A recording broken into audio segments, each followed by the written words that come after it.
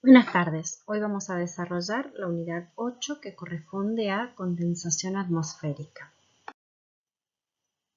Estos son los objetivos de la unidad: conocer los factores que afectan a la condensación atmosférica, comprender el origen y formación de las nieblas y rocío, explicar la formación y estructura de las nubes y destacar la importancia agronómica de la condensación atmosférica. Los contenidos que vamos a trabajar: concepto e importancia de la condensación, los núcleos de condensación y procesos adiabáticos, nieblas, su importancia, rocíos, causa de formación y la clasificación de nubes. Entendemos por condensación al cambio de estado del agua de su fase gaseosa a líquida. En este proceso se libera calor latente de condensación. Aproximadamente se liberan 540 calorías por gramo. Este fenómeno ocurre en la atmósfera como una forma de eliminar vapor de agua que excede al contenido máximo posible que puede contener el aire a una determinada temperatura. El resultado es la formación de pequeñas gotas que se mantienen en suspensión formando las nubes. La condensación puede producirse en la atmósfera antes que el aire alcance la saturación, gracias a la presencia de núcleos de condensación, como moléculas de sales higroscópicas, cristales de hielo, polvo, humo, etc., que proporcionan una superficie sobre la que se condensa el vapor de agua. Los núcleos de condensación son partículas higroscópicas. Los mares y océanos, las industrias, el polvo en suspensión, los volcanes, el polen de las flores. Cada una de estas partículas colaborará en el proceso de condensación con mayor o menor intensidad. El parámetro físico más importante es el descenso de la temperatura. Cuando la masa de aire se enfría por debajo de su punto de rocío, se satura y el vapor de agua que contiene se transforma en líquido. Los mecanismos de este enfriamiento en la atmósfera pueden ser varios: por mezcla de dos masas de aire a distintas temperaturas, por radiación o contacto con una superficie fría y por enfriamiento adiabático. La mezcla de dos masas de aire húmedas a distintas temperaturas puede dar origen a una capa de aire que está saturada a la nueva temperatura, produciendo nubes o niebla en ella. La gráfica supone la unión de dos masas de aire con temperaturas muy contrastadas y alto contenido de humedad. Esto es difícil que ocurra en la naturaleza, por lo cual no es un mecanismo eficaz, porque debiera ocurrir a aproximadamente 6.000 metros de altura. El enfriamiento por contacto se produce cuando el aire húmedo descansa sobre una superficie fría. Entonces, la pérdida de calor del suelo por radiación enfría el aire adyacente, y si se alcanza la saturación, el vapor se condensa en forma de rocío, escarcha o niebla. Circunstancias típicas que ocurren en noches frías de invierno, con viento en calma, cielo despejado, en las que frecuentemente se produce una inversión térmica. Por último, el proceso más efectivo, que es la expansión adiabática, porque afecta de modo uniforme a grandes masas de aire. Ellos son los responsables de la mayor parte de la condensación presente en la atmósfera y de todas las precipitaciones abundantes. Por tratarse de aire en movimiento y por la escasa conductividad calórica del aire, no hay intercambio calórico entre la atmósfera que la circunda. Las transformaciones termodinámicas que experimente se producirán sin que haya intercambio de calor con el exterior, constituyendo un proceso adiabático. En la superficie, la burbuja tiene la misma temperatura y presión que el aire que la rodea. Cuando se eleva, se expande, aumentando su volumen como consecuencia de la disminución de la presión atmosférica con la altura. La expansión requiere energía y debido a que no hay otra fuente externa, las moléculas del aire del interior deben utilizar parte de la propia para realizarlo.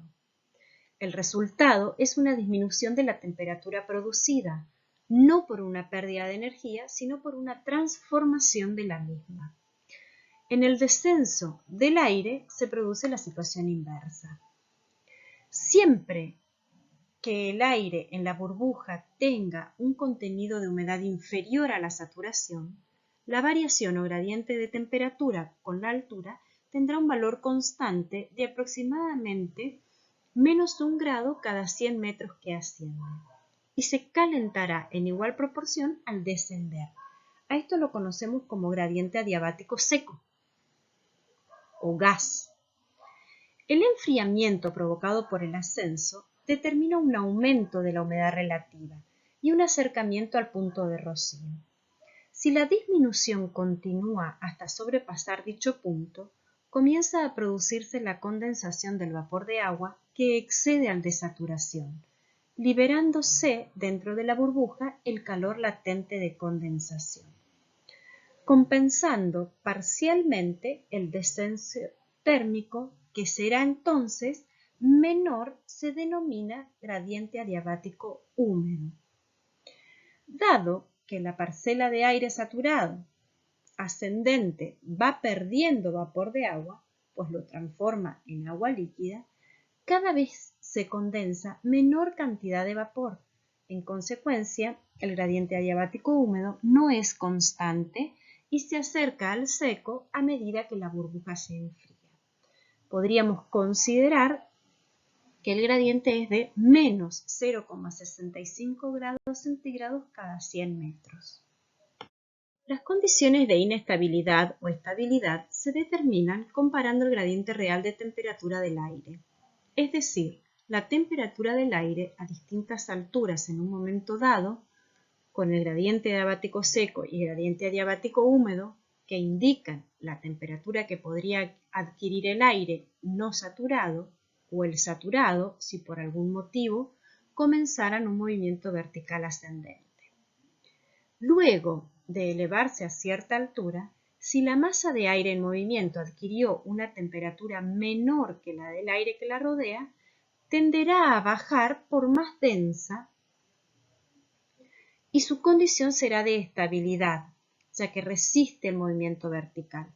Por el contrario, si su temperatura es mayor que la del aire circundante, continuará ascendiendo. En este caso, el aire es inestable y el ascenso continuará hasta que se igualen las temperaturas. Si el aire es forzado a ascender, lo hará tendiendo a extenderse de forma horizontal. Si se forman nubes en estas condiciones, tendrán desarrollo horizontal y serán delgadas. Ya los vamos a ver más adelante, pero serán del tipo cirroestratos, altoestratos, nimboestratos o estratos. ¿Qué condiciones favorecen la estabilidad en la atmósfera? En primer lugar, el flujo de aire cálido en altura. Segundo lugar, flujo o advección de aire frío en superficie. Y tercer lugar, enfriamiento por irradiación nocturna. La atmósfera es más estable de madrugada, cuando la temperatura del aire cercano a la superficie es más baja. Una inversión térmica representa una situación de estabilidad, ya que el aire obligado a ascender dentro de la capa de inversión adquirirá una temperatura menor que la del aire a su alrededor. Esta condición de estabilidad dentro de la inversión es un aspecto importante a considerar en la lucha contra las heladas de irradiación.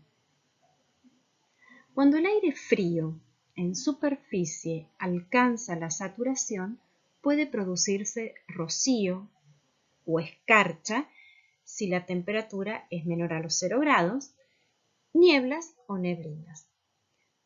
Cuando el gradiente real es igual al gradiente adiabático seco, en cada nivel que alcance el aire en movimiento vertical tendrá la misma temperatura y densidad que el aire circundante, por lo que permanecerá en la altura alcanzada.